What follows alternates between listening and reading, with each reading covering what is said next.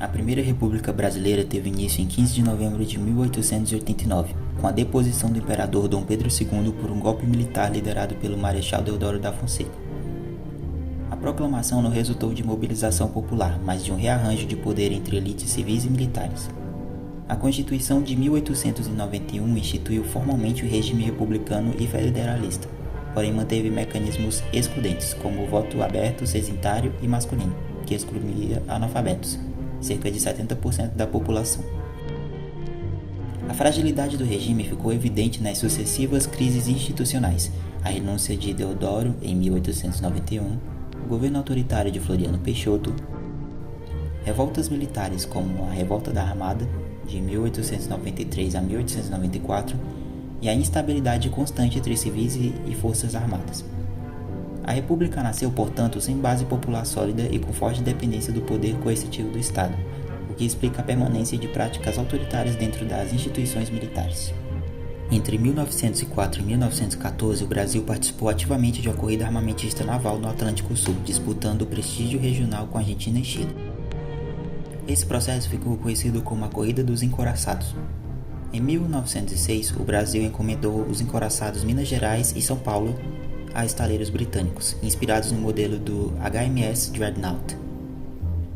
Esses navios entraram em operação em 1910, tornando-se símbolos do poder militar brasileiro. A modernização naval visava projetar o Brasil como potência regional e garantir influência diplomática.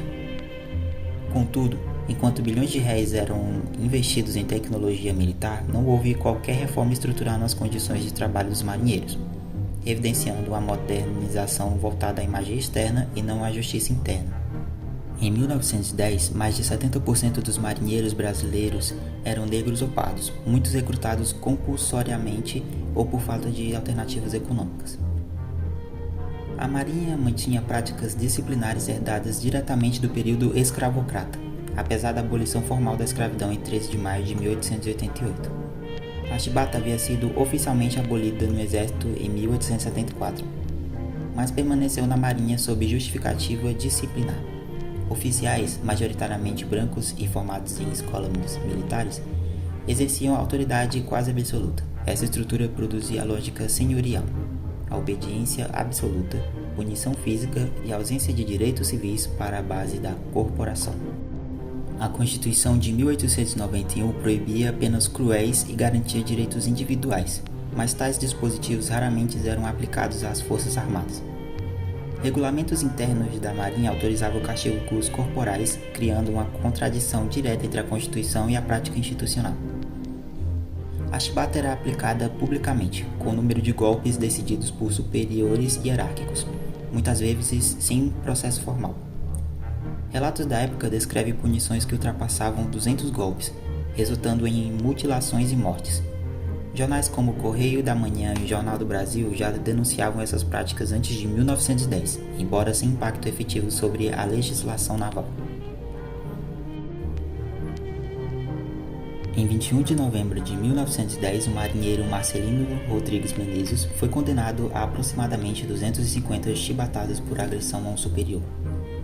O castigo foi aplicado no encouraçado Minas Gerais e testemunhado por dezenas de marinheiros. A punição foi amplamente comentada dentro da frota e registrada em relatos posteriores como ponto de ruptura definitivo. O número de golpes extrapolava até mesmo os padrões informais da Marinha, sendo interpretado como um aviso coletivo de submissão absoluta.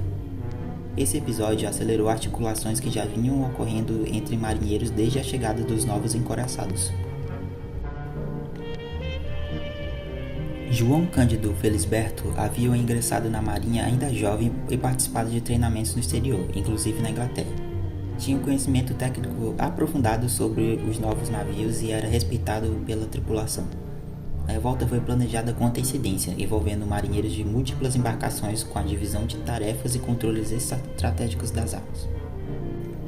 Na noite de 22 de novembro de 1910, marinheiros iniciaram simultaneamente a tomada do controle dos principais navios de guerra ancorados na Baía de Guanabara, entre eles os encouraçados Minas Gerais e São Paulo, o cruzador Bahia e o navio Deodoro. A escolha desses navios não foi aleatória, tratava-se de embarcações mais modernas, mais bem armadas e estrategicamente decisivas da Marinha brasileira. Durante a tomada, oficiais que tentaram resistir foram mortos, consolidando rapidamente o domínio dos revoltosos sobre a frota. Estima-se que cerca de 2.000 marinheiros tenham participado direta ou indiretamente do movimento. Após assumirem o controle dos navios, os revoltosos posicionaram os encouraçados de forma a dominar a entrada da Baía de Guanabara e apontaram os canhões de grande calibre para a cidade do Rio de Janeiro, incluindo áreas centrais e edifícios estratégicos do governo federal. Esse gesto teve caráter eminentemente político e coercitivo. Não houve disparos contra a cidade, mas a ameaça era concreta. Os encouraçados possuíam artilharia suficiente para causar destruição massiva à capital, o que colocava o governo em situação de extrema vulnerabilidade. A liderança do movimento foi exercida por João Cândido Felisberto, marinheiro experiente e profundo conhecedor da operação de navios. Em 23 de novembro, os revoltosos enviaram uma mensagem formal ao governo federal, exigindo a abolição definitiva dos cacheos corporais da Marinha, a concessão da anistia total aos participantes do movimento, as melhorias nas condições de trabalho e tratamento dos marinheiros. A comunicação foi clara, objetiva e sem caráter revolucionário mais amplo. Não havia reivindicação de mudança de regime, deposição do governo ou ruptura institucional. O objetivo era reformar práticas internas da Marinha. O presidente Hermes da Fonseca, empossado havia apenas uma semana, 15 de novembro de 1910, enfrentou sua primeira grande crise política. A repressão militar direta apresentava dois riscos centrais: a destruição da própria frota recém-adquirida, que representava enorme investimento financeiro e simbólico, e a possibilidade de bombardeio da capital. Parte da oficialidade defendia que o ataque aos navios revoltosos deveria ser realizado, mas a correlação de forças favorecia os marinheiros, que dominavam as embarcações mais poderosas. Diante desse impasse, o governo optou pela negociação. Entre os dias 24 e 26 de novembro, o Congresso Nacional foi mobilizado em regime de urgência. Em 26 de novembro de 1910, foi aprovada uma lei que instituía oficialmente os castigos corporais na Marinha e concedia anistia aos marinheiros envolvidos na revolta. Com a promulgação da medida, João Cândido ordenou o encerramento do movimento e a devolução dos navios ao controle do Estado. O levante, portanto, teve duração efetiva de apenas 5 dias, encerrando-se sem confronto direto com a cidade e sem tentativa de ampliação do movimento para outros setores da sociedade. Do ponto de vista militar, foi um sucesso tático absoluto. Os marinheiros impuseram suas exigências sem serem derrotados em combate. No entanto, o desfecho político foi marcado por ruptura dos acordos. Poucos dias após o fim da revolta, o governo iniciou um processo sistemático de repressão. Em dezembro de 1910, uma suposta nova conspiração foi utilizada como justificativa para prender dezenas de marinheiros. Muitos foram expulsos da marinha, enviados para trabalhos forçados ou mortos em circunstâncias suspeitas. João Cândido foi preso e colocado em uma cela na Ilha das Cobras, onde a maioria dos detentos morreu por asfixias e doenças. Ele sobreviveu, mas foi posteriormente afastado da instituição e passou a viver em condições precárias. A revolta da Chibata expôs a continuidade entre a escravidão imperial e as condições da república no tratamento das classes subalternas. Demonstrou que a modernização institucional brasileira foi seletiva e excludente. Embora a chibata tenha sido formalmente abolida, outras formas de punição e repressão permaneceram.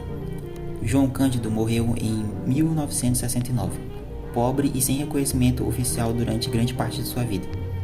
O movimento passou décadas marginalizado na historiografia oficial, sendo resgatado apenas a partir da segunda metade do século XX.